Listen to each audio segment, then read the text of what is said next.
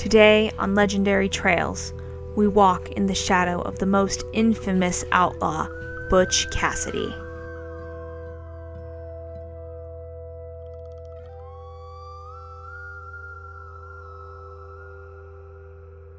Robert Leroy Parker, aka Butch Cassidy, was born on Friday, April 13th, 1866. Apparently, being born on Friday the 13th, he was destined to amazing feats and tragedy. When Butch was 14, in 1879, the Parker family bought the homestead, which already had a 2-room cabin on the property. With a growing family, Butch's father, Maximilian, added a kitchen to the east side and 2 bedrooms to the south side. You may be thinking, Butch must have always been a bad guy since he grew up to be an outlaw, but that wasn't the case. Growing up, he was just like all the other kids.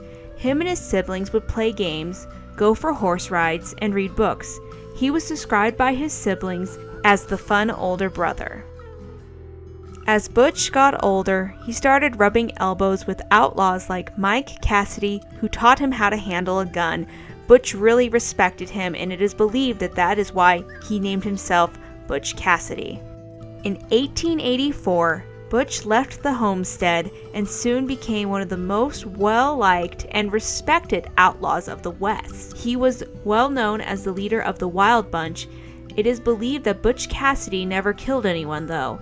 He was not known for excessive gun violence, though some of the robberies did end up with casualties on the law enforcement side because of other members of the Wild Bunch. Butch Cassidy once wrote, "The best way to hurt them is in their pocketbook. They will holler louder than if you cut off both legs. I steal their money just to hear them holler. Then I pass it out among those who really need it." I guess because of this statement must be one of the reasons they called him the Robin Hood of the Old West. The famous Robert Redford once said, "As technology thrusts us relentlessly into the future, I find myself perversely more interested in the past. We seem to have lost something vital, something of individuality and passion. That may be why we tend to view the Western outlaw, rightfully or not, as a romantic figure." We will truly never know who Butch truly was, but it's always fun to read other people's speculation about his character. Butch Cassidy's childhood home site. To get there, drive 2.5 miles south of Circleville on Highway 89. You will see a well-marked sign pointing you into the parking lot. Exploring the site. Once you pull off the highway, you will notice a very well-kept area with a paved parking lot. There are restrooms and even picnic tables provided. Even though Butch only lived here for a few years, it was his dominance of the Old West that made this site an historic area. Even if you don't know much about the area or the outlaw and its history, don't worry. There are several informational sites throughout the site providing information about the Cassidy homestead and the outlaw Butch and the Wild Bunch gang. Look though, see, look, you wouldn't hardly recognize him. No, you wouldn't.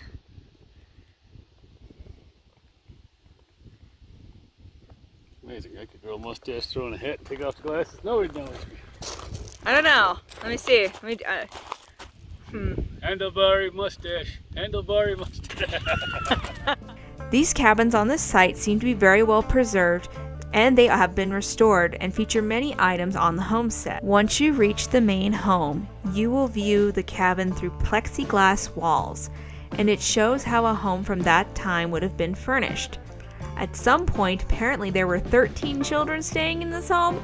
I can't even imagine how they all would fit inside and not have a fight. Great. You don't need to just look in the windows, Dane. Oh, they plexiglassed it. It's cool, so 12 people living in here would be a little snug. Yeah, that would Of course, be... I'm guessing there wasn't all 12 of them here at one time. Somewhere. No, a lot of them left home or they did ranching and things like that. Had their own little bunkhouses. It was a 1-bedroom cabin, huh? That would be... You would have to really, like, Mind your P's and Q's. Family. Love your family. You do have to listen. That's why dads were allowed to do what they wanted back then to keep things in line. Wham! I don't think so. No. They wouldn't lam the door to make everybody be quiet. They might. Maybe Maybe they had to redo the doors a lot. Wham! Wham! Everybody be quiet. Wham! Besides the main building, you will also notice some nice farm buildings on the property. Ooh, uh-oh, that door fell off. If only I brought all my tools, I could have fixed it. This is where you put the naughty children. 3 over there, 3 over there. The other one's inside. And the pig's in the middle. Oh, nobody wants to see me on this. Nobody likes seeing you anymore? Oh, I love seeing me.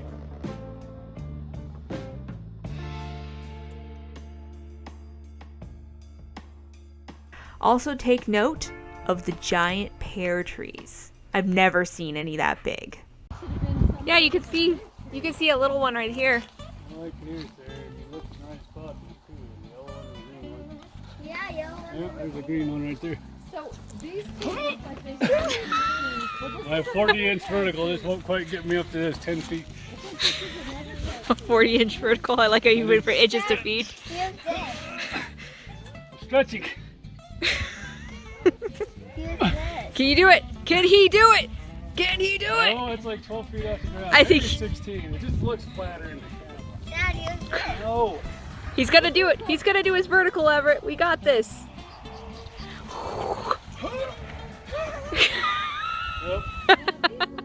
This homestead and the land around it truly captures the essence of what the West was like back in the 1800s. A land filled with freedom, freedom to dream, freedom to live, and freedom to be wild.